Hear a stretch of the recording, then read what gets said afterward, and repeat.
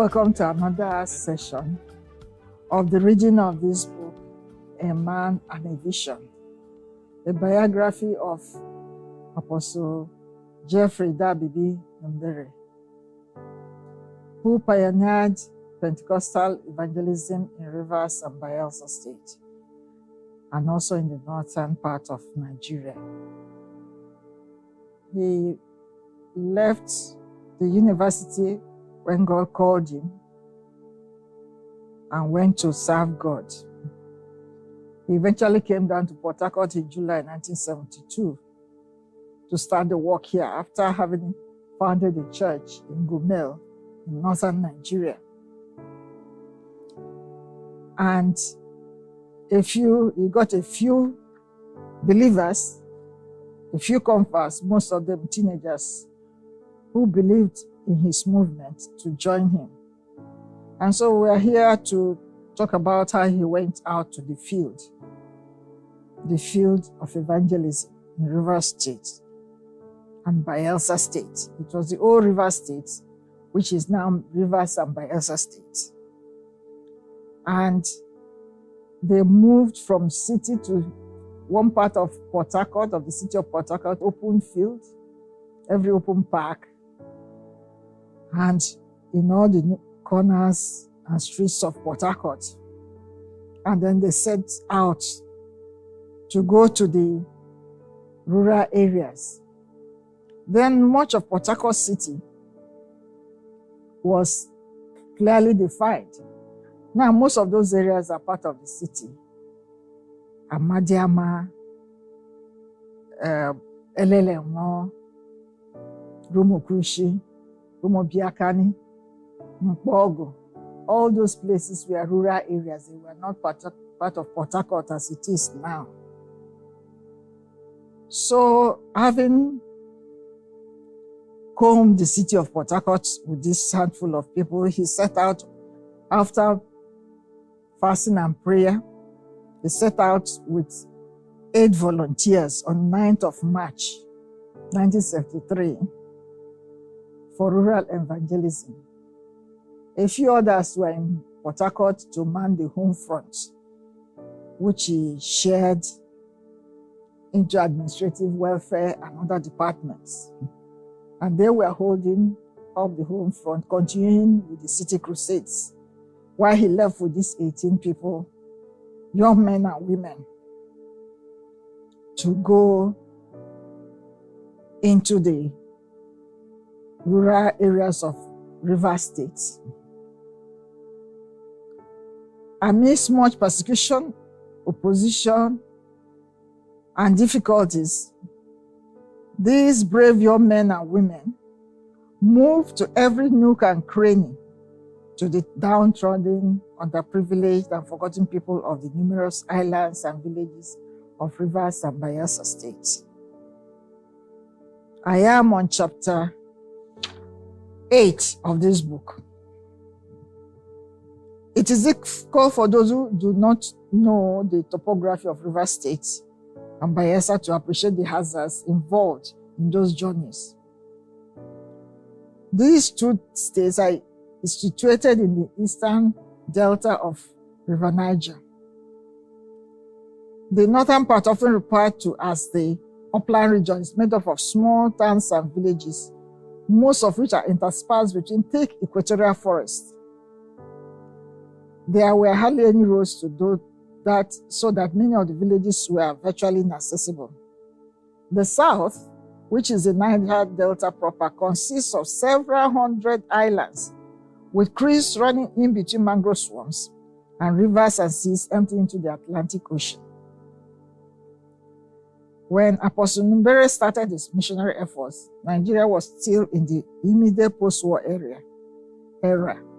Generally, the few roads that had been there had all broken down and were mere dirt tracks, which were usually muddy and impassable during the rainy season. The suburbs of Port Harcourt, namely Mpogo, Lekahia, and others, were not the towns they are today, as I already mentioned. The situation in the river areas was worse transportation was still very clumsy and expensive, like it was in Numbere's childhood days. There were no bridges linking one island to the other, so that the only means of transportation was by water, using hand-pulled canoes. A few years later came the era of speedboats, which are still available to date. But those speedboats are nowhere near the speedboats used in technologically advanced countries. The real engine boats and sea trucks are so expensive that they can only be owned by oil companies and the government.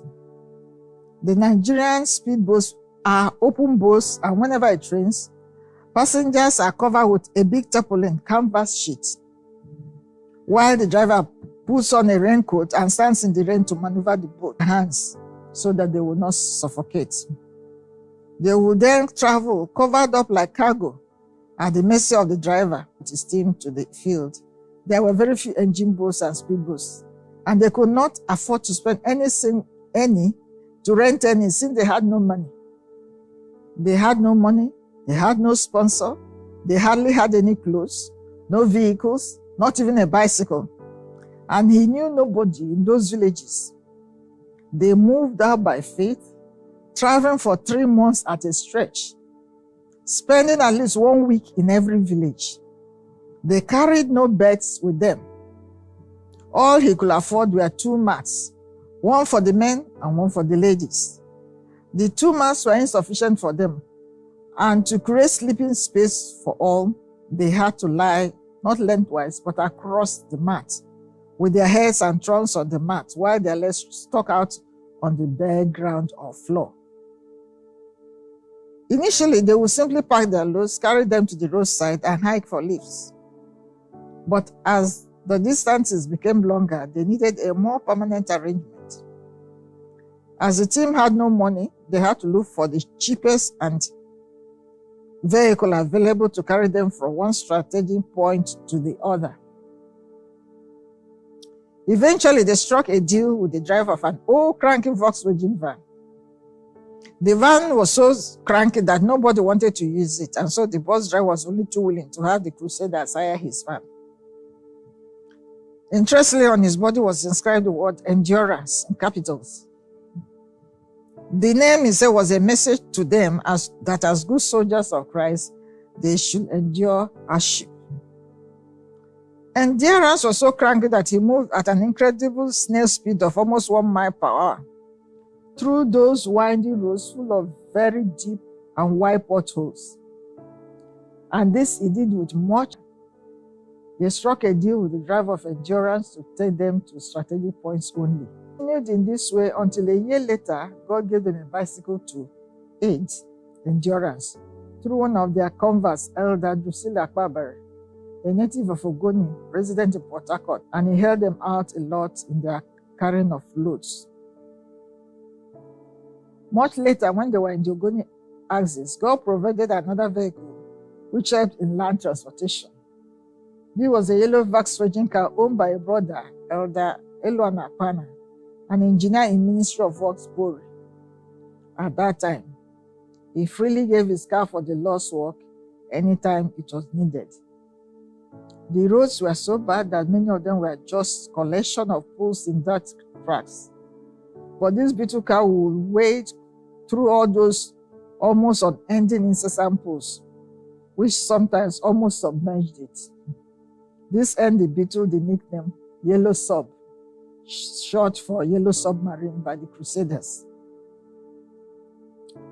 The dirt track to some villages were so muddy and slippery that neither endurance nor Yellow Sub could go through. As such, they had to travel by means of tipper lorry. That's a truck. After Yellow Sub had served her time, God brought in another brother, Elder John Numbere, who helped out at critical times with his Peugeot 404 car, which they called by its license plate number, RB111. At that time, spiritual Rivers State was the region where the powers of darkness reigned supreme. So they were in for a stiff battle. Apostle Numbere and his team had no manners of spiritual warfare. They had nothing by way of physical comfort. But they had one thing, they had a vision. And they had faith in the one that had given them the vision. Dr. Obed Uzodimma of Glory Tabernacle of Blessed Memory, referring to their pioneering evangelistic efforts, said, I quote, God used Apostle Numbere to fight basic spiritual and physical warfare in the land, fighting the demons to a standstill and contending with the occult people and the cults and bringing them into submission to the Lord Jesus Christ. When there were as yet no manners and teachings on demonology and spiritual warfare, he, Apostle Numbere, put satanic forces to flight, unquote. Willing to die for the gospel, Numbere and his team faced many hazards, walking day and night, under rain and sun, trekking through forests and mangrove swamps, with their loads on their heads, traveling in hand-pulled canoes and open boats up creeks to reach a village, only to return to a swelling creek from an inflowing tide.